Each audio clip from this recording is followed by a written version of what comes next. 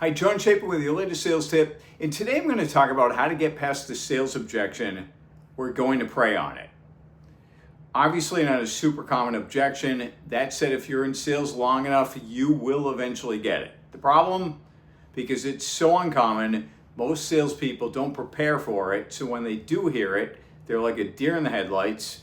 And the prospect's usually able to get them off the phone, or if it's in person, they're able to get out of there, whatever it is. Either way, the salesperson's left hanging with no decision and the prospect has all the control. So even though there's most likely another reason when you get this other than they have to pray on it, you have to be a little careful with this one, because anytime someone's religious beliefs or God are called into question, things can go the wrong way really fast. So how do you handle this one? First, like any objection, agree. Yeah, absolutely. From there, isolate it. So assuming you pray on it and the answer comes back yes, you're ready to move forward? Next question. So what are the key factors you'll be considering when you pray about it? This question will help get an idea of what's really going on. So typically when someone says they want to pray on it, it means one of a few things. One, they need to think about it. Two, they've decided they don't want to buy and it's a way for them just to end the conversation, get out of there. Three, they're going to buy or they've already bought from someone else. Or four, their faith really isn't very important to them and they really need to pray on it. By asking what are the key factors, you might get a glimpse into what the real objection is if it's simply not prayer. They might mention that they aren't quite sure they can afford it, or they're not sure they really want to replace what they have right now, or whatever it is. If you get any other objection, address those objections. If you're able to overcome those, ask if they now feel comfortable moving forward. Whatever you do, do not ask if they still need to pray on it, because for some reason, that question just triggers a yes every time. So once you get an affirmative answer that you've overcome one of the other objections, you're going to say something along the lines of, okay, now that you're clear that it definitely makes sense to switch, when would you like us to start? The first of the month or the 15th, or a similar close? And be quiet, of course, after the close. Keep in mind that about 90% of the people who use this, I want to pray on it, already know what they're going to do, and it's something other than buy from you now or ever. And they know that by saying this, that they need to pray on it, it's the best way to end the conversation, because again, most salespeople have no clue how to handle this objection, so it's an easy out. And it's an easy way to say no to the salesperson, because if they decide not to buy or go with someone else, they can blame it on their deity, and heaven forbid, literally, you argue with their God. If more prospects knew this objection works so well on stopping salespeople dead in their tracks, you'd be hearing it a lot more.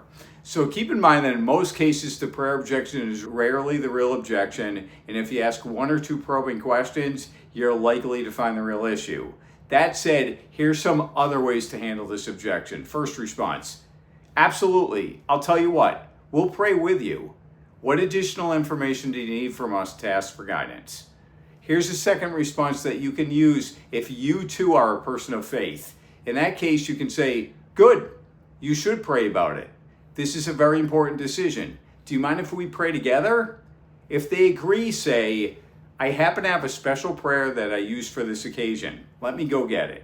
Go get it in the car or wherever you have it. And then read the prayer right from a piece of paper. Here's an example one you can use. Dear Almighty Father, Mr. and Mrs. Smith and I come to you to help guide Mr. and Mrs. Smith with the right decision. Ease their mind and show them your will. Let them have no fear, for you will always provide. Let them know you will not allow them to make the wrong decision. Take care of them and watch over them as they consider this decision. Bless them, Lord, and give them the wisdom and knowledge to know what's best for them. Thank you for listening, Lord. These things we ask in your heavenly name. Amen. Again, use that one if you're a person of strong faith. Also keep in mind that some people, when they say they want to pray about it, that's basically their way of saying we have to think about it. So you can try to handle it like a think about it objection and try to overcome it by asking some other questions to redirect the conversation and identify some more pain points. Here's another response you can try though. Okay, I'll step out for a moment and I'll see if there's anything else we could do on our end to make the decision easier for you. You think about it, pray about it. I'll be back in 5. Then when you come back, try to give them some additional small concession and ask if they're ready to move forward. If you're on the phone, you can try this. Okay, you go pray and I'll stay on the line and wait for you. Finally, if you absolutely can't get past the objection and they convince you they need some time to pray, you might say, absolutely, I'll give you the time to pray on it. Let me ask you, do you think you can have an answer for me by Tuesday at, say, 10 a.m.? Either way, schedule a specific time to follow up with them, and remember, as I've said with other videos, lock down the appointment you get. Anything that would cause you to miss that other than a tornado or hurricane, great. Here's my name and number. Have them read that back. Can you give me the courtesy of a quick call if something changes?